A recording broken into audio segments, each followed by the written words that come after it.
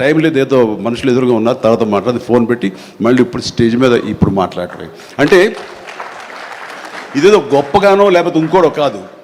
మరి ఎక్కడ చూస్తే చిరంజీవి వస్తున్నాడు, టూ మచ్ ఆఫ్ ఎక్స్పోజర్ అంటే అనుకోని నాకేం పర్వాలేదు. నా ఇమేజ్, నా మాటకి నమ్మి కొంతమంది సినిమా బాగుంటే చెప్తాడు, ఈ సినిమాను చూడమని చెప్తున్నాడు అని ప్రేక్షకుల్లో ఆ గుడ్ విల్ ఉంది. కాబట్టి ఆ గుడ్ విల్ని, ఆ ఇమేజ్ని వాడి ఒక సినిమాకి, ఒక బిడ్డకి అది భవిష్యత్తుకు ఉపయోగపడుతుంది అనుకుంటే కనుక ఖచ్చితంగా నేను దాన్ని వెచ్చిస్తాను, దాన్ని స్పెండ్ చేస్తాను, దాన్ని ఖర్చు పెడతాను. చాలామంది ఏంటంటే టూ మచ్ ఆఫ్ ఎక్స్పోజర్ నీ గ్లామర్ని తగ్గించేస్తుంది, గ్లామర్ అనేది గుప్పిట్లో ఉన్నంత వరకే, తెరిస్తే ఏముంది అని అంటే తెరుస్తాను. గ్లామర్ అనేది పోయే గ్లామర్ కాదు, ఇది గుండెల్లో ఉండే అభిమానం అంత తేలిగ్గా తరగదు.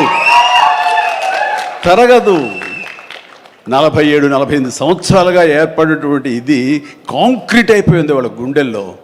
కాబట్టి ఎవరు ఎంత తవ్వుకుందామన్నా సరే దాని ఫ్లేవరే వెళ్తుంది తప్ప అసలు మెటీరియల్ వెళ్ళదు గుండెల్లో నుంచి. కాబట్టి ఖచ్చితంగా నా ప్రమేయం, నా ఇది ఆ పిల్లల కోసం కానీ, నా మిత్రుడు, నాకు శిష్యుడు లాంటి వయోవృద్ధుడు ఆ బ్రహ్మానందాన్ని తన కోసంగా నేను రావటం అనేది ఇది నాకు సంతృప్తి. ఎవరి అబ్బాయి నేను కుర్ర వచ్చి డిస్టర్బ్ చేయొద్దు ప్లీజ్, సీరియస్గా మాట్లాడతాను. ఏమంటే ఈ చంటబ్బాయి షూటింగ్ జరుగుతుండగా మనందరం బ్రహ్మానందం ఈ సినిమా గురించి మాట్లాడుకోవాలి. కానీ ఇక్కడ ఉన్న ఆత్మీయత, ఆప్యాయత, ఈ ఆత్మీయులు చూస్తుంటే కనుక గతం గుర్తుకొస్తుంది, చెప్పకుండా ఉండలేకపోతున్నాను.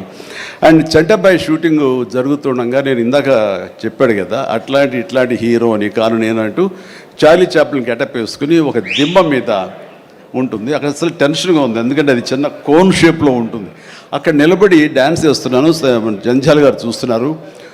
ఎవడో ఒకడు ఇక్కడ ఉండి ఎర్రిమోహం వేసుకుని విజిల్ వేసేసి అన్నాడు.